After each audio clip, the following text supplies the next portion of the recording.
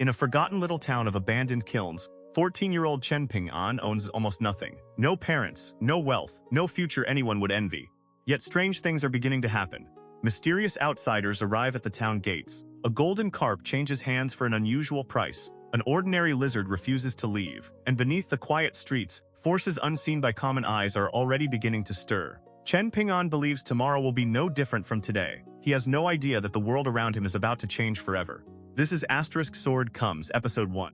On the second day of the second lunar month, the dragon raises its head. At dusk, in a quiet corner of the small town known as Mud Bottle Alley, a thin, lonely boy was following an old habit. He held a candle in one hand and a freshly cut peach branch in the other, lighting up the room, the walls, the wooden bed, and every dark corner he could find. From time to time, he tapped the peach branch against the walls and furniture, as if trying to drive away snakes and insects, all while muttering an old saying that had been passed down in the town for generations. On the second day of the second month, light the house and strike the walls with peach. Then snakes and vermin will have nowhere in the mortal world to hide. The boy's surname was Chen, and his given name was Ping'an. His parents had died when he was still young. The town was famous for its porcelain. Ever since the founding of the present dynasty, it had borne the important duty of firing sacrificial wares by imperial decree for offerings at the ancestral mausoleums. Court officials were stationed here every year to oversee the work. With no family to rely on, Chen Ping'an had started working at the kilns from an early age. At first, he could only do heavy chores and menial labor. Later, he followed a bad-tempered master who only half accepted him as an apprentice. After enduring several difficult years, he had finally begun to understand the craft of porcelain firing. Then the world changed without warning. The town suddenly lost the imperial protection that had sustained its kilns. Dozens of dragon kilns, sprawling like sleeping dragons around the town, were all ordered shut by the authorities in a single night. Their fires went cold. Chen Ping'an set down the peach branch, blew out the candle, and walked outside. He sat on the doorstep and looked up at the glittering night sky. He still remembered clearly how his old master, the man surnamed Yao, who had only ever been willing to call him half an apprentice, had been found one morning in late autumn the previous year. The old man had been sitting on a small bamboo stool, facing the kiln, his eyes closed. But people who cared about every tiny detail of the craft the way that old artisan had were rare in the end. For generations, the town's craftsmen had known only how to make porcelain. They did not dare exceed their authority by firing imperial tribute wares on their own, nor did they dare sell the porcelain stored in the warehouses to ordinary people. With the kilns closed, everyone had to find another way to survive. 14-year-old Chen Ping'an had also been driven away from the kiln. He returned to Mud Bottle Alley and went back to guarding the old family house, already so dilapidated that little remained besides 4 bleak walls. Even if Chen Ping'an had wanted to squander an inheritance, there was nothing there worth squandering. For a time, he drifted around like a wandering ghost, unable to find any work that paid. He survived on his meager savings and barely managed to fill his stomach. A few days earlier, he had heard that an old blacksmith surnamed Ruan had arrived in Dragon Riding Alley and announced that he wanted 7 or 8 apprentices to hammer iron. There would be no wages, but meals would be provided. Chen Ping'an had hurried there to try his luck. To his surprise, the old man took one look at him and turned him away at the door. Chen Ping'an had been genuinely dejected. Was blacksmithing not a matter of strength? Did one have to be handsome as well? After all, although Chen Ping'an looked thin and weak, his strength was nothing to laugh at. His body had been hardened by labor since childhood. On top of that, he had followed old man Yao across mountains and rivers for nearly 100 li around the town, learning the taste and nature of the different soils in the surrounding countryside. He could endure hardship, and he never hesitated when faced with dirty or exhausting work. Unfortunately, old man Yao had never liked him much. The old man thought Chen Ping'an lacked insight, that he was a block of common wood that would never open up. He was far inferior to Yao's senior apprentice, Xianxia. It was hard to blame the old man for favoritism. A master could lead a disciple through the door, but cultivation depended on the individual. Take something as simple as making a bowl. After only half a year, Xianxia had reached the level Chen Ping'an needed 3 grueling years to attain. Perhaps he would never need the skill again in this lifetime, but Chen Ping'an still practiced as he always had. He closed his eyes and imagined a stone worktable and a potter's wheel before him. Then he began going through the motions of shaping bowls, repeating the movements until they became instinct. About every quarter of an hour, he paused to shake out his wrists before continuing again and again. He kept at it until his entire body was utterly exhausted. Only then did Chen Ping'an stand, stroll around the courtyard, and slowly stretch his muscles and tendons. No one had ever taught him to do this. He had figured it out himself. The night had been perfectly still when an irritating, mocking laugh suddenly rang out. Chen Ping'an stopped. Sure enough, someone his own age was crouching atop the courtyard wall, grinning openly at him with undisguised contempt. This boy was an old neighbor of Chen Ping'an's. Rumor had it that he was the illegitimate son of the previous official, in charge of supervising the imperial kilns. Afraid of being mocked by upright officials and impeached by the censors, that man had eventually returned to the capital alone to report for duty, leaving the child in the care of the official who succeeded him. Someone with whom he had a close personal friendship, but now the town had inexplicably lost its right to produce imperial porcelain. The current kiln supervisor, who managed affairs here on behalf of the court, was like a clay bodhisattva crossing a river barely able to save himself. He had no time to worry about an old colleague's illegitimate son. After leaving behind some money, he hurried back to the capital to work his connections. Without realizing it, the neighboring boy had become something discarded. Even so, his days remained comfortable enough. He spent them wandering in and around the town with his personal maid at his side, idle from morning to night, never seeming to worry about the future. The yellow earth courtyard walls and mud bottle alley were all very low. In truth, the neighboring boy did not even need to stand on tiptoe to see into Chen Ping'an's yard. Yet whenever he spoke to Chen Ping'an, he insisted on crouching on top of the wall. Compared with Chen Ping'an's rough, rustic appearance, the neighbor was far more refined. His name was Song Jisin. Even the maid who depended on him for her livelihood had been given an elegant name, Zhigui. At that moment, the girl stood on the other side of the wall. She had almond-shaped eyes and a timid, almost frightened air. A voice suddenly came from outside the courtyard gate. "Is that maid of yours for sale?" Song Jisin froze, then turned toward the voice. A smiling boy in brocade robes stood outside the courtyard. His face was completely unfamiliar. Beside him stood a tall, elderly man with fair skin and a kindly expression. His eyes narrowed slightly as he studied the boys and the girl in the two neighboring courtyards. The old man's gaze swept over Chen Ping'an without pausing.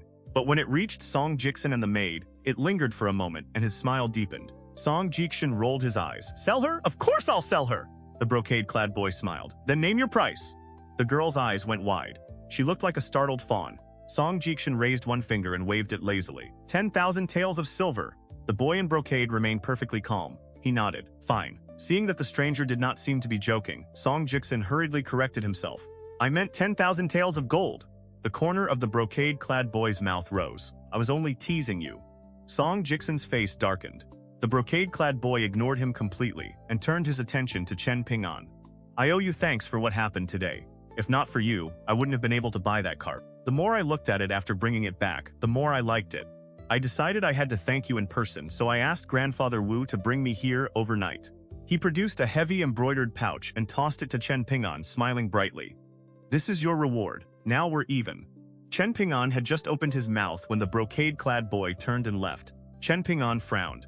Earlier that day, he had happened to see a middle-aged man walking along the street with a fish cage. Inside was a golden carp about the length of a palm, thrashing energetically against the bamboo slats. Chen Ping'an had liked it at first sight. He asked whether he could buy it for 10 copper coins. The man had originally intended to eat the fish himself, but once he realized there was money to be made, he raised the price shamelessly and refused to sell for less than 30 coins. Chen Ping'an had no such spare money. Still, he could not bear to give up on the brilliant golden carp, so he followed the man and bargained with him, trying to bring the price down to 15. Even 20 would have been acceptable. Just as the man began showing signs of yielding, the brocade-clad boy and the tall old man happened to pass by. Without a word, they paid 50 copper coins for both the carp and the cage. Chen Ping'an could only watch helplessly as they walked away with it. Song Jisin stared after the two strangers until their backs disappeared into the distance. Only then did he withdraw his furious gaze and jump down from the wall. As though suddenly remembering something, he asked Chen Ping'an, "Do you still remember that four-legged snake from the first lunar month?" Chen Ping'an nodded. How could he not? The memory was still vivid. According to a custom passed down in the town for several hundred years, if a snake, lizard, or other creeping creature entered one's home, it was considered a good omen. The owner absolutely must not drive it away or kill it. At the beginning of the first lunar month, Song Jisin had been sitting by his door basking in the sun when a small lizard commonly called a four-legged snake darted into his room right beneath his nose. Song Jisin caught it and threw it out of the courtyard. To his surprise, no matter how badly the little creature tumbled when it landed, it kept coming back with even greater determination, charging straight into the house again and again. Song Jisin had never believed in ghosts or gods, and the stubborn thing irritated him so much that he finally lost his temper and hurled it into Chen Ping'an's yard. Yet the very next day, Song Jing found the same lizard curled up beneath his own bed. He noticed the girl tugging gently at his sleeve. The two understood each other almost without words. Song Jingxin instinctively swallowed what he had been about to say. He had wanted to tell Chen Ping'an that lately, a bump had appeared on the forehead of that ugly little lizard, as though a horn were growing from its head. Instead, Song Jingxin changed the subject. Jigui and I will probably leave this place next month. Chen Ping'an let out a quiet sigh. Travel safely. Half joking and half serious, Song Jingxin said, "There are some things I definitely won't be able to take with me. Don't wait until my house is empty and then sneak in and steal everything." Chen Ping'an shook his head. Song Jingxin suddenly burst into laughter. He pointed at Chen Ping'an and said with a mocking grin, timid as a mouse, "No wonder noble sons never come from poor families. Forget being poor in this life. You might not escape it even in your next one." Chen Ping'an remained silent. They each returned to their own rooms. Chen Ping'an closed his door and lay down on the hard wooden plank that served as his bed. The impoverished boy shut his eyes and murmured softly, "Broken pieces bring peace. Year after year may there be peace. Broken yet safe. Year after year safe and sound." Before dawn, while the sky was only beginning to pale and the roosters had not yet crowed, Chen Ping'an was already awake. His thin bedding could hardly hold any warmth. Besides, his years as an apprentice had left him with the habit of sleeping early and rising early. He opened the door and stepped into the little courtyard of loose earth. After taking a deep breath, he stretched his stiff back and walked outside. Turning his head, he saw a slender figure bent at the waist, carrying a wooden bucket of water in both hands and using one shoulder to push open the gate next door. It was Song Jingxin's maid. She had probably just returned from drawing water at the Iron Lock Well in Apricot Blossom Alley. Chen Ping'an looked away and began jogging through streets and alleys toward the eastern edge of town. Mud Bottle Alley lay on the western side. At the far eastern entrance, men were responsible for checking merchants and travelers entering or leaving town, as well as enforcing the night curfew. They also received letters sent from outside and passed them on to local residents. Chen Ping'an's next job was to deliver those letters throughout the town. The pay was 1 copper coin per letter. It was a hard-won source of income. He had already agreed with the gatekeeper that after the second day of the second lunar month, when the dragon raises its head, he would begin taking the work. In Song Jingxin's words, Chen Ping'an had been born with the fate of a poor man. Even if good fortune walked through his door, he would not be able to keep it. Song Jingxin often said strange, difficult things, probably lines he had picked up from books. Chen Ping'an rarely understood them. A few days earlier, for instance, Song Jingxin had mentioned something about the lingering spring chill freezing a young man to death. Chen Ping'an had not understood the phrase at all, but he certainly understood the weather itself. Every year, after winter seemed to have passed and spring had begun, there would be a stretch of days colder than before. Song Jingxin called it the third-month chill, and said it was like a returning spear thrust on the battlefield. Dangerous enough to catch a man when he thought the danger had already passed. Many people died at that threshold between seasons. The town had no surrounding wall. There were hardly even petty thieves, let alone bandits, so the so-called city gate was nothing more than a row of old, leaning wooden fences with a rough opening left for people and carts to pass through. Even so, it counted as one of the town's more respectable features. As Chen Ping'an jogged past Apricot Blossom Alley, he saw many women and children gathered around the Iron Lock Well. The wooden wheel above it creaked continuously. He turned onto another street, and soon heard the familiar sound of children reciting lessons. There was a village school nearby, funded jointly by several of the wealthier families in town. The teacher was an outsider. When Chen Ping'an was younger, he often slipped over and hid outside the window, sitting quietly with his ears pricked to listen. The teacher was extremely strict with his students, but he never chased away the poor child, who came only to borrow a little literacy. Later, Chen Ping'an became an apprentice at one of the imperial dragon kilns outside town and stopped coming. Farther ahead, he passed beneath a stone memorial archway. It had 12 stone pillars, so the locals liked to call it the Crab Archway. As for its true name, Song Jingxin and Liu Xianxia had completely different opinions. Song Jingxin insisted that an old book called the Local County Gazetteer named it the Grand Scholar Archway. According to him, it had been bestowed by an emperor to commemorate a great official of history who had distinguished himself in both civil and military affairs. Liu Xianxia, a country boy like Chen Ping'an, scoffed at that. He said it was the Crab Archway because people had called it that for hundreds of years, and there was no reason to suddenly use some ridiculous name like Grand Scholar Archway. He had once even asked Song Jingxin, just how big is a Grand Scholar's official hat? Bigger than the mouth of the Iron Lock Well? The question had made Song Jixian flush red with anger. Now Chen Ping'an walked once around the 12-pillared archway. Each side bore 4 large characters in strange, ancient-looking calligraphy, and every inscription seemed to be written in a different hand. Yield to none when duty calls. Rare words follow nature. Seek nothing outside yourself. Spirit soars to the dipper and ox. According to Song Jixian, apart from those 4 inscriptions, the other 3 stone plaques had all been defaced or altered at some point. Chen Ping'an only half understood any of it, and had never thought deeply about the matter. Even if he wanted to get to the bottom of it, he would not know where to begin. He did not even know what kind of book the local county gazetteer that Song Jixian so often mentioned actually was. Not far beyond the archway stood an old scholar tree with a broad, flourishing crown. Someone had once dragged a thick tree trunk beneath it, shaved the top slightly flat, leveled both ends, and set it across 2 stones to make a crude bench. Every summer, townsfolk gathered there to escape the heat.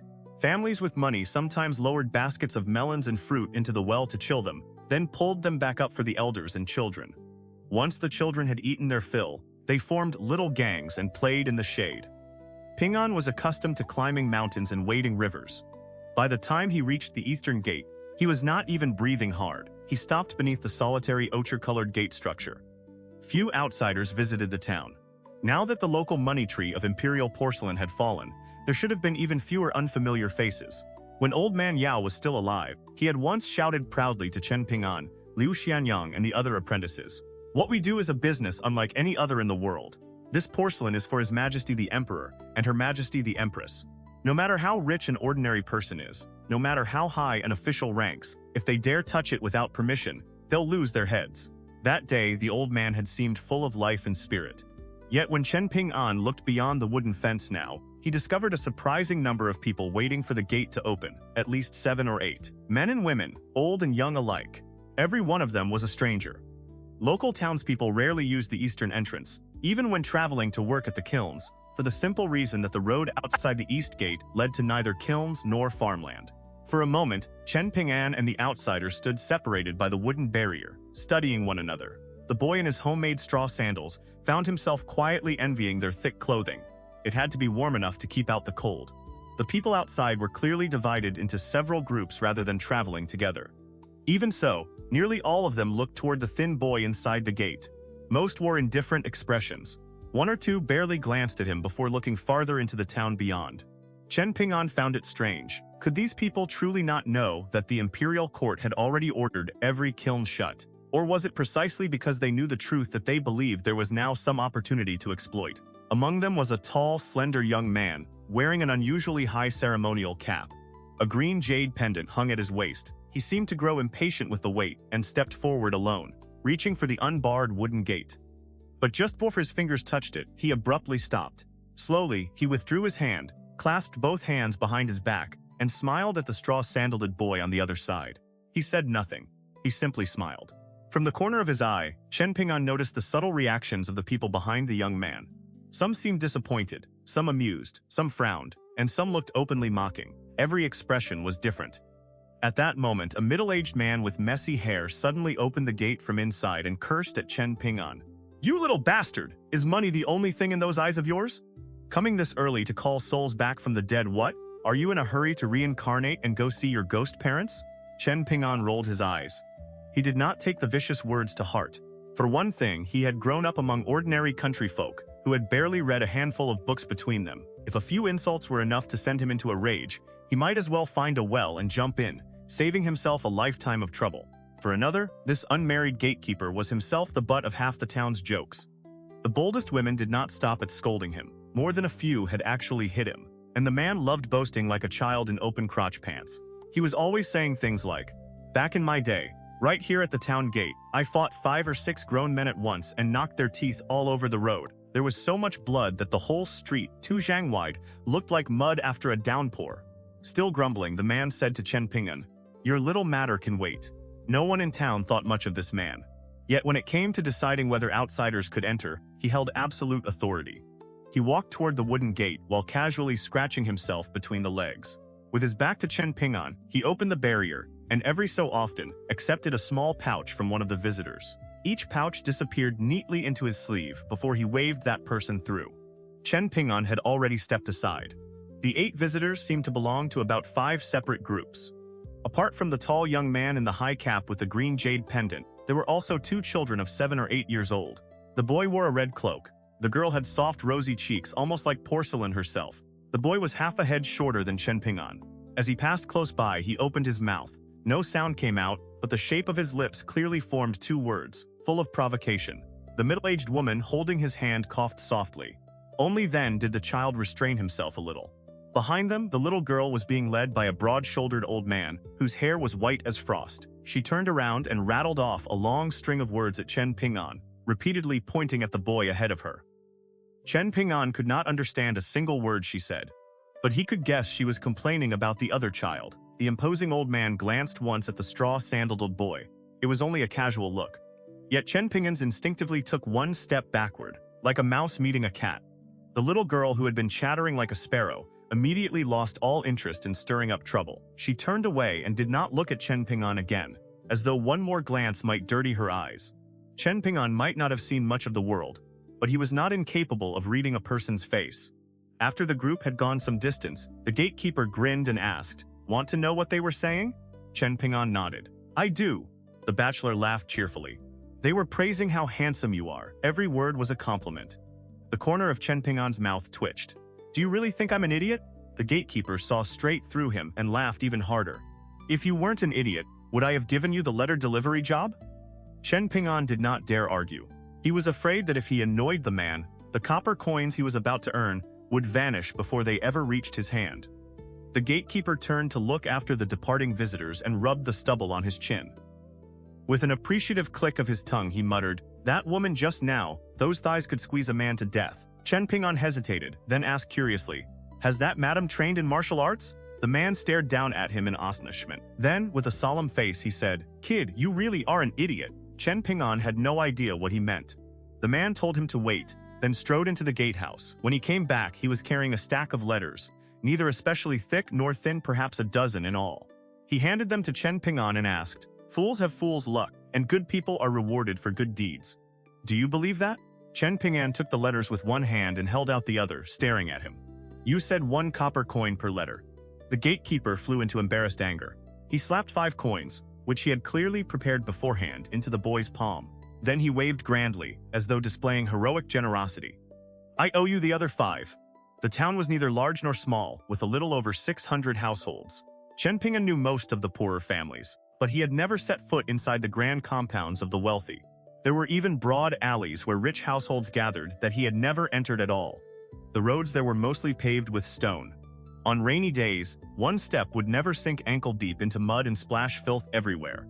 The stones themselves were excellent, worn smooth and glossy as mirrors by generations of people, horses, and carts. The Lu, Li, Zhao, and Song clans were the 4 great families of the town. They had funded the village school and most owned 2 or 3 large kilns outside town.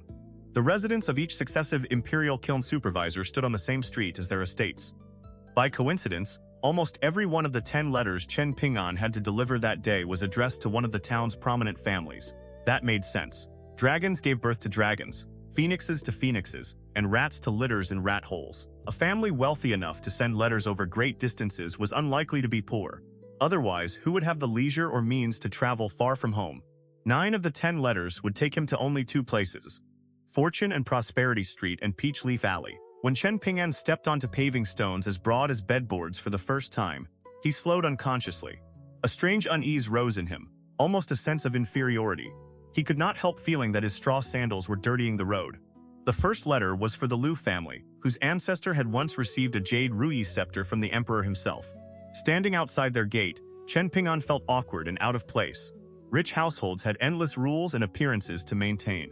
The Lu residence was enormous, and 2 stone lions as tall as a man stood before its entrance, imposing and fierce. Sung Shishan had said such things could ward off evil and suppress malign forces. Chen Ping'an did not really know what evil or malign forces meant. What fascinated him was the round stone ball that seemed to be trapped inside the mouth of each lion. How had the craftsman made that? He resisted the urge to reach in and touch one of the balls, climbed the steps, and knocked with the bronze lion head door ring. A young servant soon opened the gate. When he heard that Chen Ping'an had come to deliver a letter, the man showed no expression. He pinched one corner of the envelope between 2 fingers, took it, turned around, and walked back inside. The heavy gate slammed shut. The rest of the deliveries were just as uneventful. At an unremarkable house near the corner of Peach Leaf Alley, a short, kindly old man opened the door. After receiving the letter, he smiled. "Young man, you've worked hard. Want to come inside, rest a little, and have some warm water?" Chen Ping'an smiled shyly, shook his head, and jogged away. The old man slipped the letter gently into his sleeve but did not immediately return inside. Instead, he raised his head and gazed into the distance with clouded eyes. His line of sight slowly lowered, from high to low, from far to near, until it settled on the peach trees lining both sides of the road. Only then did the seemingly dim-eyed, hard-of-hearing old man smile. He turned and went back into the house. Not long afterward, a tiny sparrow with lovely plumage landed on the tip of a peach branch, opened its little beak, and chirped softly. Chen Ping'an had saved the final letter for the teacher at the village school. On the way there, he passed a fortune-teller's stall. Behind the table sat a young Taoist in an old robe, his back straight and formal. On his head was a tall Taoist crown shaped almost like a blooming lotus. When the young Taoist saw Chen Ping'an hurrying past, he immediately called out, "Young man, don't pass by and miss your chance. Come draw a fortune stick.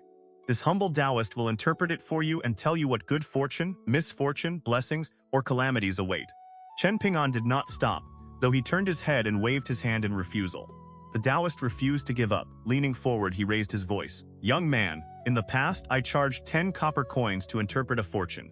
Today I'll make an exception and charge you only 3. Of course, if you draw an auspicious stick, you may add 1 coin as a little celebration. And if fortune truly shines upon you and you draw an excellent lot, I'll still charge only 5 coins in total. How does that sound?" Farther down the road, Chen Ping'an's steps clearly faltered. The young Taoist shot to his feet at once, striking while the iron was hot. "It's early in the morning, and you're my first customer of the day. I might as well do a good deed all the way to the end. As long as you sit down and draw a fortune stick. I'll also write you a yellow paper talisman. It can pray for blessings on behalf of your ancestors and help accumulate a little hidden virtue for them. With my modest abilities, I wouldn't dare promise they'll be reborn into wealth and nobility. But adding 1 or 2 measures of blessing to their next life? That is certainly worth trying." Chen Ping'an stopped in surprise. Half believing and half doubting, he turned around, walked back, and sat on the bench in front of the stall.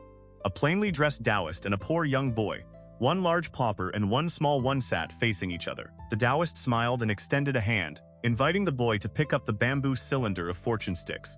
Chen Ping'an hesitated, then suddenly said, "I don't want to draw a fortune. Can you just write me one of those yellow paper talismans?" As far as Chen Ping'an remembered, this young Taoist had wandered into town at least 5 or 6 years ago. Curiously, his appearance had not changed at all. He was always friendly to everyone. Normally, he read bones and faces, interpreted fortune sticks, and occasionally wrote letters for people who could not write themselves. What was interesting was the bamboo container on his table. It held 108 fortune sticks. Over all these years, men and women throughout town had drawn from it, yet no one had ever pulled the very highest fortune, and no one had ever drawn a truly bad one either. It was almost as though all 108 sticks were moderately favorable or better, with not a single inauspicious lot among them. That was why, during festivals and holidays, townspeople were willing to spend 10 copper coins simply for the sake of good luck. But if someone truly encountered serious trouble, no one would come here to throw money away.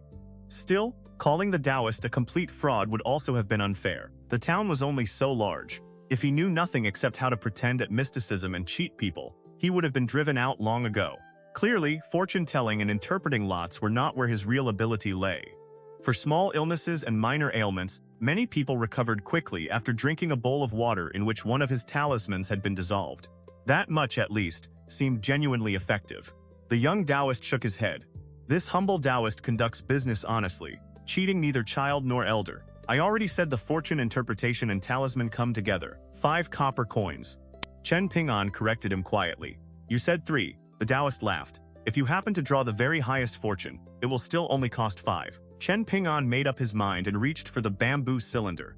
Then he suddenly looked up. Taoist priest, how did you know I happen to have exactly 5 copper coins on me? The Taoist immediately straightened with a dignified expression. This humble Taoist has always been extremely accurate at judging the depth of a person's blessings and the strength of their wealth fortune. Chen Ping'an thought for a moment, then picked up the cylinder. The Taoist smiled gently. Young man, don't be nervous. What belongs in your fate will come to you in the end. What does not belong in your fate should not be forced. Meet the impermanence of the world with an ordinary heart. That is the foremost method of remaining whole. Chen Ping'an slowly put the cylinder back on the table. His expression became serious. Taoist priest, I'll give you all 5 coins. I won't draw a fortune. I only ask that you write the yellow paper talisman better than you normally would. Is that all right? The Taoist's smile did not change. After a moment's consideration, he nodded. It is. Brush, ink, and paper were already laid out on the table. The Taoist carefully asked for Chen Ping'an's birth date, name, place of origin, and information about his parents. Then he drew out a sheet of yellow talisman paper and wrote swiftly across it, the brush moving in one continuous flow. As for what he wrote, Chen Ping'an could not understand a single thing. When he finished, the young Taoist lifted the talisman and blew gently on the wet ink. When you take it home, stand inside your doorway and burn the yellow paper outside the threshold. That will be enough. Chen Ping'an accepted the talisman solemnly. After carefully putting it away, he placed all 5 copper coins on the table and bowed in thanks. The young Taoist waved him off, signaling that he should go finish his business. Chen Ping'an immediately ran off to deliver his final letter. The Taoist leaned lazily back in his chair, glanced at the coins, then reached over and pulled them closer. At that exact moment, a tiny, delicate sparrow descended from above and landed on the table. It pecked lightly at the coins once or twice, quickly lost interest, then spread its wings and flew away. The Taoist recited leisurely. A yellow sparrow comes with blossoms in its beak, yet the peach trees at your home have not yet bloomed. After finishing the couplet, he flicked his sleeve with deliberate elegance and sighed. If fate grants only 8 feet, how can one demand a full 10? That graceful sweep of his sleeve sent 2 bamboo fortune sticks tumbling out onto the ground. Aya! The Taoist hurriedly picked them up. Then he glanced furtively around. Seeing that no one nearby had noticed, he finally relaxed and slipped the 2 sticks back into his wide sleeve. He cleared his throat, rearranged his expression into one of proper dignity, and continued waiting for the next customer. With some feeling, he thought that women really were much easier to earn money from. In truth, the 2 fortune sticks, hidden inside his sleeve, were special. One was the highest possible fortune. The other was the lowest possible misfortune. Both were reserved for occasions when he wanted to earn real money. Naturally, that secret could never be told to outsiders. Chen Ping'an knew nothing of such hidden tricks. His steps light, he continued toward the village school. Bamboo groves rustled around the building, lush and green. As he drew near, he slowed. From inside came the rich, steady voice of a middle-aged man. The sun rises in splendor. The high mound lies soft as silk. A moment later, a chorus of clear young voices repeated in unison. The sun rises in splendor. The high mound lies soft as silk. Chen Ping'an looked up. The sun was rising in the east, vast and brilliant. For a moment, the boy lost himself in thought. By the time he came back to his senses, the children in their first lessons were swaying their heads and reciting a passage fluently under the teacher's instruction. When the season of awakening of insects arrives, heaven and earth give birth anew, and the myriad things begin to flourish. Sleep at night and rise early, walk broadly through the courtyard. The gentleman moves at an unhurried pace so that the will to live may unfold. Chen Ping'an stood outside the school door, wanting to speak but hesitating. The middle-aged scholar inside, whose temples were already streaked with gray, turned to look at him and quietly walked out. Chen Ping'an presented the letter with both hands. "Sir, this letter is for you." The tall man in a green scholar's robe accepted it and said gently, "When you have nothing else to do in the future, you may come here and listen to the lessons." Chen Ping'an looked troubled. He was not sure he would truly have the time to come, and he did not want to deceive the teacher by promising something he might not do. The man smiled, understanding the boy's hesitation. "It doesn't matter. Principles can all be found in books. How to be a person is learned outside them. Go take care of your work." Chen Ping'an quietly breathed a sigh of relief, said goodbye and left. After running some distance, he suddenly turned back for reasons he could not explain. The teacher was still standing in the doorway. Bathed in sunlight, his distant figure looked almost divine. Had Chen Ping'an never walked through Fortune and Prosperity Street or Peach Leaf Alley, he might have gone his entire life without realizing how dark and narrow Mud Bottle Alley was. Yet instead of feeling disappointed when he returned, the straw-sandaled boy felt strangely at ease. Smiling, he stretched both arms out to either side. His palms now touched the earthen walls on both sides of the alley at once. He remembered that 3 or 4 years ago, even when he stretched as far as he could, only the tips of his fingers had been able to reach them. When he arrived at his house, he found the courtyard gate wide open. Thinking there might be a thief inside, Chen Ping'an hurried in. Instead, he saw a tall boy sitting at the doorway with his back against the locked room, yawning in boredom. The moment the newcomer spotted Chen Ping'an, he sprang up as if his backside had caught fire, rushed over, grabbed Chen Ping'an by the arm, and dragged him toward the room. "Open the door, quickly! I have something important to tell you," he whispered urgently. Chen Ping'an could not break free of his grip, so he let himself be dragged over and unlocked the room. The strong boy was 2 years older than him. As soon as they entered, he let go of Chen Ping'an, crept over to the wooden bedplank, then pressed his ear against the wall and listened intently to the house next door. Chen Ping'an asked curiously, "Liu Xianyang, what are you doing?" The tall boy ignored him completely. After roughly the time it would take half a stick of incense to burn, Liu Xianyang finally relaxed. He sat on the edge of the bedplank with a complicated expression, looking partly relieved and partly disappointed. Only then did he notice that Chen Ping'an was doing something strange. The younger boy was crouched inside the doorway with his body facing outward, using a candle stub, no longer than a thumb, to burn a sheet of yellow paper. Every bit of ash fell outside the threshold. Chen Ping'an also seemed to be murmuring something under his breath, but Liu Xianyang was too far away to hear clearly. Liu Xianyang was the final disciple personally accepted by the famous old man Yao. Chen Ping'an, by contrast, was considered too dull-witted. From beginning to end, the old man had never truly acknowledged him as a proper disciple. By local custom, if an apprentice never offered his master the formal cup of tea, or if the master never drank it, then the two had no true master-disciple status. Chen Ping'an and Liu Xianyang were not neighbors. Their ancestral homes were actually quite far apart. The reason Liu Xianyang had introduced Chen Ping'an to old man Yao in the first place went back to an old grudge between them. Liu Xianyang had once been a notorious troublemaker in town. Before his grandfather died, there had at least been an elder at home to control him, but after the old man succumbed to illness, the 12 or 13-year-old Liu Xianyang was already tall and powerfully built, no smaller than a grown young man. He became a little demon king who gave every neighbor a headache. Then, for reasons no one knew, he offended a young member of the Liu clan. A group of boys cornered him in Mud Bottle Alley and beat him savagely. They were all at the age when blood ran hot, and no one bothered to measure the weight of a punch or kick. Liu Xianyang was soon coughing up blood again and again. More than 10 households lived in Mud Bottle Alley, most of them poor craftsman families who survived by laboring for others. None dared involve themselves in trouble connected to the Liu family.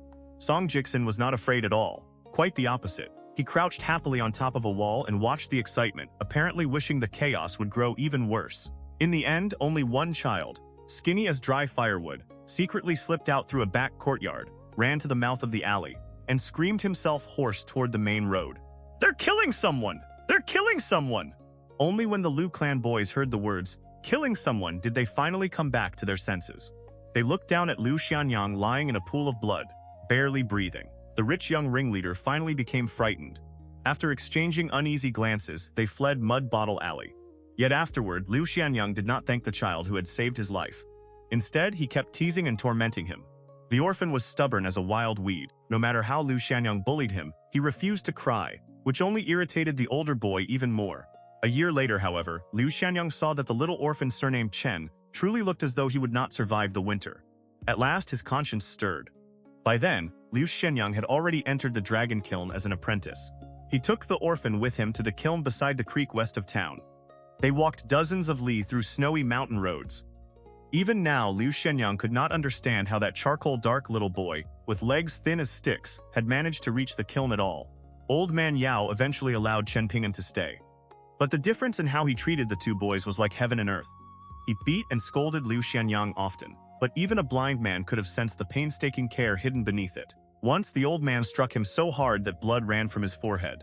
Liu Xianyang, thick-skinned and sturdy, barely cared. Old man Yao, however, regretted it deeply. Too proud to apologize in front of his disciple, he paced around his own room for half the night, unable to stop worrying. In the end, he called Chen Ping'an over and made him deliver a jar of medicinal ointment to Liu Xianyang. For all these years, Chen Ping'an had envied Liu Xianyang. Not because Liu Xianyang was more talented, not because he was stronger, not because he was liked by more people. What Chen Ping'an envied was the way Liu Xianyang feared neither heaven nor earth. Wherever he went, he lived without restraint and without worry. He had never once seemed to think there was anything wrong with living alone. No matter where Liu Xianyang went or whom he met, it never took long before he had an arm around someone's shoulder, calling them brother, drinking with them, and shouting over drinking games. Because his grandfather had been in poor health, Liu Xianyang had learned to support himself from a very young age. He became something of a leader among the local children. Catching snakes, catching fish, stealing eggs from bird nests, he was skilled at all of it. Wooden bows, fishing rods, shooting birds, there seemed to be nothing he had not tried. Especially when it came to catching loaches in the rice fields or fishing for eels, no one his age in town could compare with him. In fact, when Liu Xianyang had been expelled from the village school years ago, Teacher Qi had personally visited his bedridden grandfather and offered to teach the boy without charging a single coin. Liu Xianyang stubbornly refused. He said he only wanted to earn money and had no interest in studying. Teacher Qi even offered to pay him to serve as his book attendant, but Liu Xianyang still would not agree. And in truth, Liu Xianyang had managed perfectly well. Even after Old Man Yao died and the dragon kilns were sealed, only a few days passed before the blacksmith in Dragon Riding Alley hired him. He was now busy south of town, helping put up thatched shelters and build furnaces. Liu Xianyang watched as Chen Ping'an blew out the candle and set it on the table. Then he lowered his voice. In the early mornings, have you ever heard any strange noises? Chen Ping'an sat on the bench and waited patiently for him to finish. Liu Xianyang hesitated. For once, a faint blush appeared on his face. Like a cat yowling in heat, Chen Ping'an asked, "Is Song Jisun pretending to be a cat or is it Zhigui?" Liu Xianyang glared at him and gave up trying to explain things to a block of wood. He planted both hands on the bed plank, bent his elbows, then slowly straightened his arms until his backside lifted from the bed and his feet left the ground. Holding himself suspended like that, he curled his lip and sneered. What Zhigui? Her real name is Wang Zhu. That fellow Song has loved showing off since he was little. Who knows where he saw the two characters Zhigui? He just grabbed them and used them however he pleased, without caring what they actually meant. For Wang Zhu to end up with a young master like that, she must have committed some terrible sin in her previous life. Otherwise, why would she have to suffer beside Song Jisun? Chen Ping'an did not agree with him. Still holding the same posture, Liu Xianyang snorted. You really don't understand? Why do you think that after you helped Wang Zhu carry a bucket of water once, she never chatted with you again? I guarantee that narrow-minded Song Jisun got jealous and threatened her. Told her she wasn't allowed to make eyes at you anymore, or he'd punish her according to household rules, break her legs, throw her out of Mud Bottle Alley. Chen Ping'an could not listen any longer. He cut him off. Song Jisun doesn't treat her badly. Liu Xianyang immediately became annoyed. And what do you know about good or bad treatment? Chen Ping'an's eyes were clear as he answered softly. Sometimes she works in the courtyard while Song Jisun sits on the bench reading that local county gazetteer of his. When she looks at him, she often smiles. Liu Xianyang went blank. Then, without warning, the thin bed plank finally failed under his weight. Crack! It snapped in two, and the tall boy dropped straight onto the floor. Chen Ping'an sat down as well, clutching his head with both hands and groaning in despair. Liu Xianyang scratched his head and stood up. He did not apologize. Instead, he lightly kicked Chen Ping'an and grinned. All right. It's just one rotten bed plank. I came here today to bring you news bigger than the sky itself. Surely that's worth more than your broken piece of wood. Chen Ping'an looked up. Liu Xianyang puffed out his chest proudly. Master Wan went south after leaving town, down by the creek. For some reason, he suddenly decided he wants to dig several wells. They don't have enough hands, so he needed people to help. I mentioned you in passing. Told him that skinny brat might not look like much, but his strength is decent. Master Ron agreed. He said you should go see him yourself within the next couple of days. Chen Ping'an shot to his feet, about to thank him. Liu Xianyang raised one hand dramatically. Stop! Great favors need no thanks. Just remember it in your heart. Chen Ping'an grimaced at him. Liu Xianyang looked around the room. A fishing rod leaned in one corner. A bow case hung by the window, and a wooden bow hung on the wall. The tall boy seemed about to say something, but in the end he swallowed it.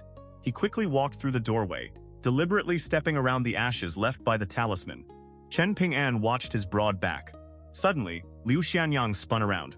Facing Chen Ping'an from outside the doorway, he lowered his waist without lifting his feet, slid several steps backward, and threw a powerful punch. Then he withdrew his fist, straightened, and laughed loudly. Master Wan told me privately that if I practice this boxing method for 1 year, I'll be able to kill a man with it. Apparently still not satisfied, Liu Xianyang demonstrated an odd kicking motion and laughed again. This one is called the knee goes for the crotch kick, a stubborn donkey flat. Finally, he pointed his thumb at his own chest, full of heroic confidence. When Master Ruan taught me the fist art, I had a few insights of my own and discussed them with him. Like my understanding of Old Man Yao's secret jumping blade technique. Master Ron said I'm a martial arts prodigy that appears only once in 100 years. From now on, just stick with me. You won't be short of good things. From the corner of his eye, Liu Xianyang noticed the maid next door, preparing to go inside. His enthusiasm for acting like a wandering hero instantly vanished. He casually added, "Oh, right. When I passed the old scholar tree just now, there was an old fellow there calling himself a storyteller. He set up a stall and said he has a belly full of tales about strange people and remarkable events. If you're free, you can go have a look." Chen Ping'an nodded. Liu Xianyang strode out of Mud Bottle Alley. There were many stories around town about this unruly boy who liked to come and go alone. Liu Xianyang himself liked to claim that his ancestor had been a general who led troops into battle, and that this was why his family possessed a treasured suit of armor passed down from generation to generation. Chen Ping'an had seen the so-called treasure armor once with his own eyes. In truth, it was ugly. Its surface looked partly like warts on human skin, and partly like knots on the trunk of an ancient tree. Others their age told a very different story. According to them, Liu Xianyang's ancestor had actually been a deserter who fled the battlefield, escaped to this town, and married into a local family. He survived only because he was lucky enough to avoid capture by the authorities. They said it with such certainty that one might have thought they had personally watched the man flee the battlefield and wander all the way to this remote town. Chen Ping'an thought for a while, then crouched by the doorway and lowered his head to blow the talisman ash away. At some point, Song Jixin had appeared on the other side of the courtyard wall with Jigui beside him. He called out, "Want to come with us to the old scholar tree?" Chen Ping'an raised his head. "No." Song Jixin curled his lip, boring. Then he turned to his maid with a smile. "Jigui, let's go. I'll buy you a full set of peach blossom rouge and a general's belly undergarment." She said shyly, "A small coup undergarment would be enough." Song Jixin clasped his hands behind his back, lifted his chin, and marched ahead grandly. "I am a man of the Song family. We live in luxury, and generations of our ancestors wore official hairpins. How could I be stingy? Wouldn't that disgrace the family tradition?" Sitting by the doorway, Chen Ping'an rubbed his forehead. When Song Jixin was not speaking like a madman reciting strange lines from books, he was not actually unpleasant. But at moments like this, if Liu Xianyang had been present, he would certainly have said that he wanted to give Song Jixin one hard knock on the head. Chen Ping'an leaned against the door and thought about tomorrow. Tomorrow would probably look much like today. The day after tomorrow would probably look much like tomorrow, and so it would repeat over and over. Perhaps Chen Ping'an would live his entire life this way, until one day he ended up no different from Old Man Yao. A man eats from the earth for a lifetime, then the earth eats the man once. Close your eyes at the end, open them again, and perhaps that would already be the next life. The boy lowered his gaze to the straw sandals on his feet. Suddenly, he smiled. Walking on stone paving really did feel different from walking on mud. After leaving the alley, Liu Xianyang passed the fortune teller's stall. The young Taoist immediately called to him. "Come, come, this humble Taoist sees that your complexion is like fire with oil poured over it. That is no auspicious sign, but do not fear. I have a method that can help you avert disaster." Liu Xianyang looked surprised. He remembered that in the past, whether this Taoist's fortune-telling was accurate or not, the man rarely approached customers first. Almost everyone who paid him had walked willingly into the trap. Could it be that after the imperial court closed the dragon kilns, even this Taoist's business had suffered so badly that hunger had driven him to catch anyone he could? Liu Xianyang laughed and cursed. "Your method is spending money to ward off disaster, isn't it? Go screw yourself. Want to cheat money out of me? Try again in your next life." The young Taoist did not become angry. Instead, he shouted after the tall boy, "One only hopes all things prosper this year. Yet who knows what calamity fate has hidden near? When free of disaster, none remember gods or saints. To seek true peace, one must burn incense." "Burn incense? Young man?" Liu Xianyang abruptly spun around and charged back toward the stall at a run, rubbing his hands together as he shouted. "Burn incense, is it? I'll burn your stall first!" The Taoist was clearly terrified. He jumped up and abandoned the stall without hesitation, fleeing down the street. Liu Xianyang stopped beside the table, watched the Taoist run in disgrace and laughed loudly. Then he noticed the bamboo fortune stick cylinder. With a casual shove, he knocked it over. The bamboo stick spilled out with a clatter and spread across the tabletop like an open fan. Liu Xianyang pointed toward the Taoist, who had stopped at a safe distance. "From now on, every time I see you, I'll beat you once." The young Taoist hurriedly cupped his hands and begged for mercy. Only then did Liu Xianyang let the matter go. After the tall boy had finally gone far away, the Taoist dared return to his seat. He sighed. The times are hard and human hearts are unkind. Even scraping together a living is difficult for this humble Taoist. Just then his eyes suddenly brightened. He quickly closed them again and raised his voice in a theatrical chant. "The pond is full, the frogs cry in disorder. An ordinary man's belly is nothing but the human heart. Fame and rank here are duckweed upon water. Only when the wind rises may one journey in all directions." The young master and maid passing nearby clearly heard him.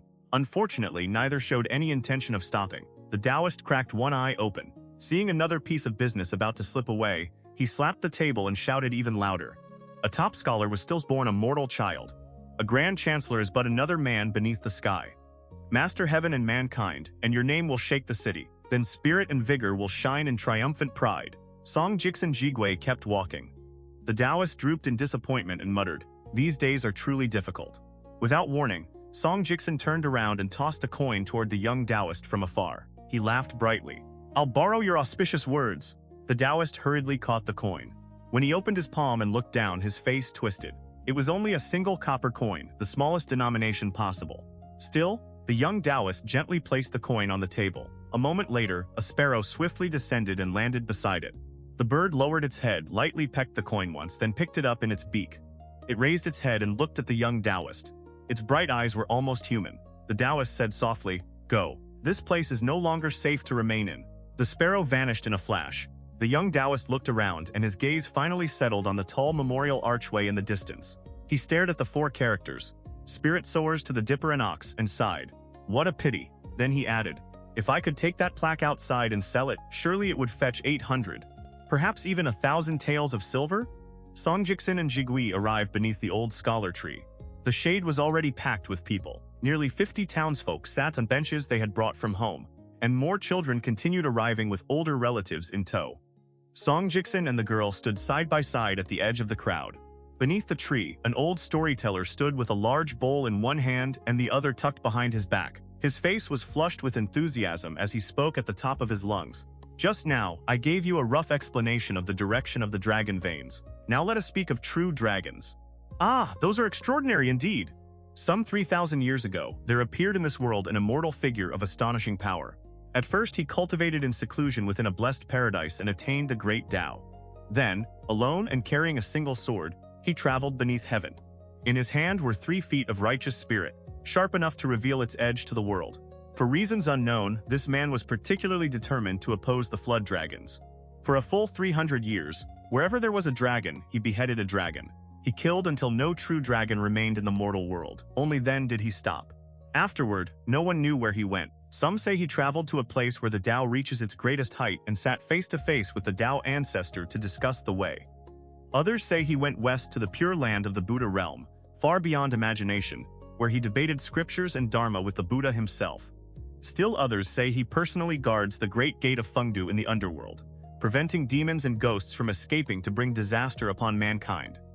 The old storyteller spoke until spittle flew from his mouth. The townspeople below stared blankly at him. Not one seemed impressed. The maid leaned toward Song Jixin and whispered curiously, "What does 3 feet of righteous spirit mean?" Song Jixin smiled. "A sword." The maid looked annoyed. "Young master, that old man really likes showing off what he knows. He doesn't tell stories very well at all." Song Jixin glanced toward the storyteller and took obvious delight in the man's failure. "Hardly anyone in our town can read. This storyteller is winking at blind men." The maid asked again, "Then what are blessed paradises? Can people really live for 300 years? And that Fengdu underworld, isn't that somewhere only dead people can go?" Song Jixin was stumped by the barrage of questions. Unwilling to lose face, he casually said, "It's all nonsense. The old fellow probably read a few second-rate miscellanies and came here to fool ignorant villagers." At that moment, Song Jixin sharply sensed that the storyteller glanced at him. It was only a brief look, light as a dragonfly touching water, gone almost as soon as it appeared. Still, Song Jixin caught it clearly. He thought nothing of it and assumed it was coincidence. The maid raised her head toward the scholar tree. Fine beams of sunlight slipped through gaps in the leaves and scattered downward like fragments of gold. She instinctively narrowed her eyes. Song Jixin turned to look at her. Then he froze. Only today did he realize that one side of her face had begun to shed the childish softness he remembered. She was already very different from the thin, tiny maid of his childhood memories. According to local custom, when a woman married, her family invited an older woman blessed with healthy children and complete good fortune to shave away the fine hair from the bride's face and shape the hair around her temples. This was called opening the face, or raising the brows. Song Jixin had also read about another custom that did not exist in their town. So when Jigui turned 12, he bought the finest newly brewed wine in town and poured it into a porcelain jar of exceptionally beautiful color, like a ripe apricot. He sealed the mouth carefully with clay and buried the jar beneath the earth. Suddenly Song Jixin said, "Jigui, that fellow surnamed Chen may be, in the words of the ancient sages, rotten wood that cannot be carved, a wall of dung that cannot be plastered. But no matter how you look at it, he has at least managed to do one meaningful thing in this life." The maid did not answer. She lowered her eyes, though the faint trembling of her eyelashes was still visible. Song Jixin continued speaking to himself. "Chen Ping'an isn't actually a bad person, he's just too rigid. Whatever he does, he only knows how to do that one thing exactly as he was taught. So even if he works himself half to death as a kiln craftsman, he'll never make anything with true spirit in it. That's why Lu Xianyang's master, Old Man Yao, could never stand him. The old fellow had a sharp eye. That's what rotten wood cannot be carved means. As for a wall of dung cannot be plastered, I suppose it means that a poor, shabby fellow like Chen Ping'an would still look like a barefoot bumpkin, even if you dressed him in an emperor's dragon robe. When he reached this point, Song Jixian gave a self-mocking laugh. Actually, I'm worse off than Chen Ping'an. The girl did not know how to comfort her young master. Song Jixian and his maid belonged, by the standards of this little town, to the same world as the wealthy households of Fortune and Prosperity Street and Peach Leaf Alley. That was largely thanks to Song Jixian's convenient father, Lord Song. The town had no truly important figures and rarely saw any great disturbances.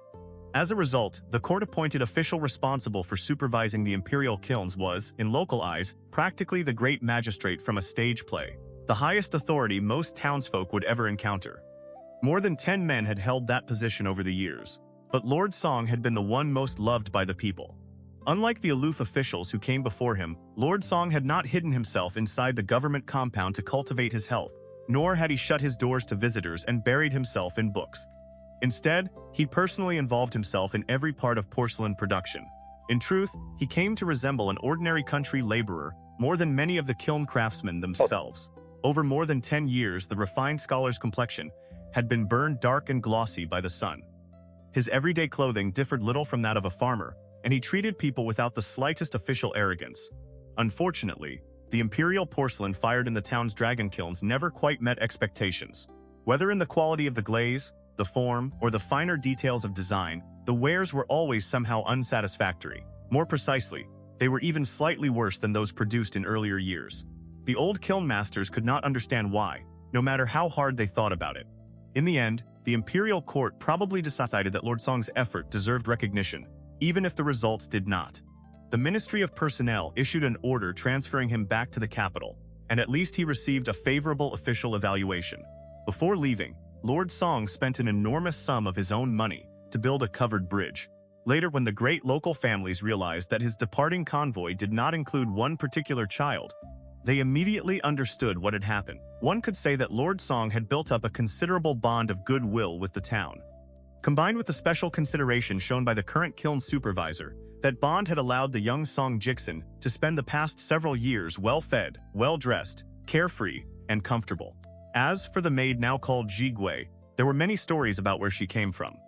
Among the people of Mud Bottle Alley, the most common tale was that during a winter of goose feather snow, a little beggar girl from somewhere far away had wandered into town and collapsed unconscious outside the Song family courtyard. If she had not been discovered in time, people said she would already have gone to report to King Yama and wait for another incarnation. An old servant who worked around the government offices told a different story. He swore that years ago, Lord Song had ordered someone to buy an orphan from another region specifically to give his illegitimate son, Song Jixian, a little warmth and companionship in life to make up, in some small way, for the fact that father and son could never openly acknowledge one another. Whatever the truth, once the girl was renamed Jigui by the boy, the relationship between Song Jixian and Lord Song became all but confirmed in the eyes of the town's great families. Everyone knew that the inkstone Lord Song treasured most had two characters carved into it, Jigui. Song Jixian came back to himself, and his smile brightened. I don't know why, but thinking about that shameless little lizard makes me laugh. Jigui, think about it. I threw it into Chen Ping'an's courtyard, and it still crawled back into our house. Just how miserable must that dog kennel of his be if even a little snake refuses to live there? The maid actually considered the question before answering. Some things depend on affinity, don't they? Song Jixian raised his thumb cheerfully. Exactly, that's the principle. Chen Ping'an simply has shallow affinity and thin fortune. The fact that he's still alive is already more than enough. She said nothing. Song Jixian murmured, after we leave town, I'll have Chen Ping'an watch over the things in our rooms. I wonder if he'll end up stealing from the place he's supposed to guard. The maid said softly, young master, surely he wouldn't go that far? Song Jixian laughed. Oh, Jigui, you even know the phrase, stealing from what one guards now. The maid blinked her clear autumn water eyes. Doesn't it mean exactly what the words say? Song Jixian laughed again and looked toward the south. A hint of longing appeared on his face. I've heard that the capital has more books than our town has flowers, grass, and trees. Just then, the storyteller beneath the scholar tree continued. Although true dragons have vanished from the world, Their lesser branches, flood dragons, hornless dragons, key dragons, and the like still truly exist among us. Perhaps one might even be. The old man deliberately stopped there, waiting for the crowd to react. No one did. The listeners remained utterly indifferent, with no understanding of how to play along with a storyteller's suspense. He had no choice but to finish the sentence himself. Perhaps one might even be hiding right beside us. Taoist immortals call such a thing a hidden dragon lying in the abyss. Xianxia yawned. A leaf suddenly drifted down from the scholar tree overhead. It was fresh and emerald green, and it landed perfectly on the boy's forehead. Xianxia reached up, caught it, and pinched the stem between 2 fingers. Meanwhile, Chen Ping'an was on his way back to the east gate to collect the 5 copper coins he was owed. As he approached the scholar tree, he too saw a leaf drifting down in front of him. He quickened his steps and reached out to catch it. A light breeze passed. The leaf slipped just beyond his fingers. The straw-sandaled boy moved quickly to the side, trying to intercept it. Yet the leaf spun a circle in midair. Chen Ping'an refused to give up. He shifted several times, chasing it left and right. But in the end, he still could not catch the scholar tree leaf. The boy could only sigh helplessly. A young scholar in green robes, skipping class at the village school, brushed past him. The scholar boy himself never noticed that at some point, a scholar tree leaf had quietly settled on his shoulder. Chen Ping'an continued toward the eastern gate. Even if he could not collect the money, he could at least remind the man about it. Eyes far away at the fortune teller's stall, the young Taoist sat with his eyes closed, quietly resting. He murmured, "Who was it that said, 'The turning of heaven's fortune shows no favor and no neglect'?" Chen Ping'an reached the eastern gate and found the disheveled man sitting cross-legged at the base of a tree beside the wooden barrier. The gatekeeper was lazily enjoying the early spring sunshine, eyes closed as he hummed a little tune and patted both knees with his hands. Chen Ping'an crouched beside him. For the boy, asking someone to repay a debt was genuinely difficult. So he remained silent and looked east along the broad road. It stretched winding into the distance like a thick yellow serpent. Out of habit, he picked up a handful of earth and slowly rubbed it between his fingers and palm. In the past, he had followed Old Man Yao over mountains and across rivers all around the town, carrying a heavy pack filled with a woodcutting knife, a hoe, and other tools. Under the old man's direction, they would stop at various places along the way. Chen Ping'an was often required to eat the earth. He would scoop up a handful of soil, put it directly into his mouth, chew it, and carefully taste its character. After doing this for years, practice became instinct. Eventually, even without tasting it, Chen Ping'an could often tell the nature of a soil merely by grinding a little between his fingertips. Later still, when he saw broken porcelain fragments in the market, he only needed to study them for a moment to know which kiln they came from, and sometimes even which master craftsman had made them. Old Man Yao had an eccentric temperament and little warmth for anyone. He beat and cursed Chen Ping'an at the slightest provocation. Once, furious at the boy's terrible comprehension, the old man called him an idiot too stupid to ever understand anything, and abandoned him alone in a desolate mountain forest before returning by himself. Chen Ping'an walked 60 li of mountain paths to get back to the dragon kiln. By the time he drew near, it was already deep into the night. Rain had poured all day. The boy staggered through thick mud, soaked from head to toe. When he finally saw a tiny point of light in the distance, the stubborn child who had survived alone for so long felt, for the first time, an overwhelming urge to cry. Yet Chen Ping'an had never blamed the old man in his heart, much less hated him. The boy came from a poor family and had never truly studied books, but he understood one principle that did not need to be written down. In this world, apart from one's parents, no one was obligated to treat you well without asking anything in return. And his parents had died long ago. Chen Ping'an patiently sat beside the gatekeeper. The disheveled man seemed to realize that he probably could not bluff his way through the matter after all. He opened his eyes and grinned. "It's only 5 copper coins. A man who fusses over such a tiny sum will never accomplish anything great." Chen Ping'an looked helpless. "Aren't you the one fussing over it?" The man bared a mouthful of crooked yellow teeth and chuckled. "Exactly. So if you don't want to end up an old bachelor like me, stop thinking about those 5 coins. Chen Ping'an sighed, lifted his head, and said seriously, "If you're short on money right now, then forget these 5 coins. But we already agreed on the future. 1 letter, 1 copper coin. You can't refuse to pay again." The gatekeeper, whose whole body seemed to give off a sour, unwashed smell, turned his head and smiled at him. "Kid, with that personality of yours hard and stubborn as a stone in a latrine, you're going to suffer badly one day. Haven't you heard the saying that taking a loss is a blessing? If you refuse to suffer even the smallest loss..." His eyes fell on the soil in Chen Ping'an's hand. He paused, then said mockingly, "Then you're destined to spend your whole life facing the yellow earth with your back to the sky." Chen Ping'an objected. Didn't I just say you could keep the 5 coins? Doesn't that count as taking a small loss? The gatekeeper looked stunned. Then his expression turned irritated, and he waved his hand as though driving away a fly. Get lost. Talking with you is exhausting. Chen Ping'an opened his fingers, flicked away the dirt, and stood. The ground around this tree is a little damp. The man raised his head and cursed with a laugh. You think I need a brat like you teaching me? Young men are full of yang energy. My backside could bake flatbread. He watched Chen Ping'an walk away. The corners of his mouth twitched, and he muttered something under his breath that sounded very much like a curse directed at the heavens. For some reason, Teacher Qi ended his lessons unusually early that day. Behind the village school was a courtyard. A small bamboo gate in its northern wall opened onto the bamboo grove beyond. While Song Jixin and his maid were listening to the storyteller beneath the scholar tree, someone came to invite Song Jixin to play a game of Go. He was not particularly willing, but the messenger said it was Teacher Qi's idea. The teacher wanted to see whether the boy's skill had improved. Song Jixin had a hard-to-describe feeling toward the usually solemn Teacher Qi, something close to both respect and fear. Since the teacher himself had issued the invitation, Song Jixin could not refuse. Even so, he insisted on waiting until the storyteller finished before heading to the rear courtyard of the school. The green-robed student who had carried Teacher Qi's message left first, but not before repeatedly warning Song Jixin not to arrive too late. He went on and on with the same old lecture. His teacher cared greatly about rules, disliked people who broke their word, and so forth. At the time, Song Jixin had covered his ears in exasperation and said, I know.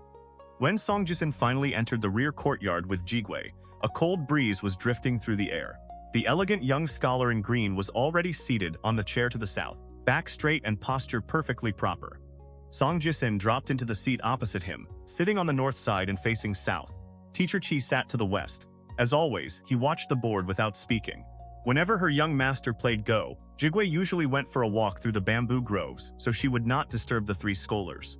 Today was no exception. In a remote little town like this, there were no true scholarly clans to speak of. People who could read were exceedingly rare. According to the old rules Teacher Qi had established, Song Jixin and the green-robed boy were supposed to guess for color, with black moving first. The two had begun learning Go at almost the same time, but Song Jixin was naturally clever, and his strength at the game improved at astonishing speed. Teacher Qi, who taught them both, regarded him as the stronger player by a considerable margin.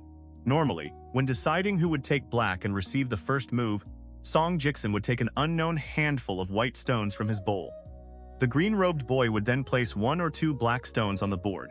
To guess whether the number of white stones was odd or even, whoever guessed correctly would take black and gain the advantage of moving first.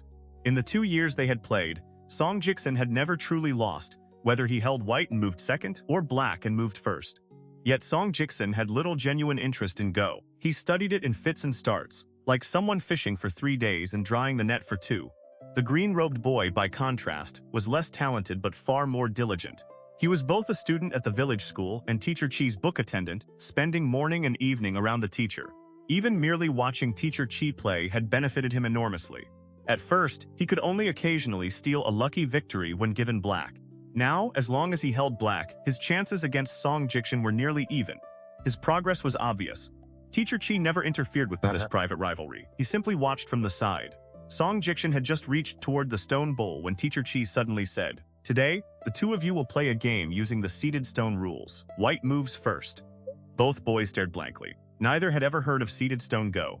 Teacher Qi explained the rules slowly and carefully. They were not complicated. He simply placed 2 black stones and 2 white stones on the 4-star points before the game began. The middle-aged scholar held the stones, placed them, and withdrew his hand with effortless familiarity, every movement smooth as flowing water. It was strangely pleasing to watch. The green-robed boy, who ordinarily followed rules more rigidly than anyone, stared at the board in horror after hearing this terrible news. At last he cautiously said, Teacher, if we play this way, then many of the things we normally use won't work anymore. Song Jixin frowned and thought for a moment. Then his eyes brightened and his brow relaxed. The effective shape of the board has become smaller. He placed 1 stone down, then looked up with a smile. Isn't that right, Teacher Qi? The middle-aged scholar nodded. Indeed. Song Jixin raised his eyebrows at the boy opposite him and laughed. Want me to give you 2 extra stones? Otherwise, you're definitely going to lose. The green-robed boy immediately flushed red from face to ears and shrank back awkwardly. He knew perfectly well why he had been winning more games lately. Part of it was because his own skill had improved. But the greater reason was that over the past 2 years, Song Jixin had become increasingly absent-minded when playing Go, sometimes even bored.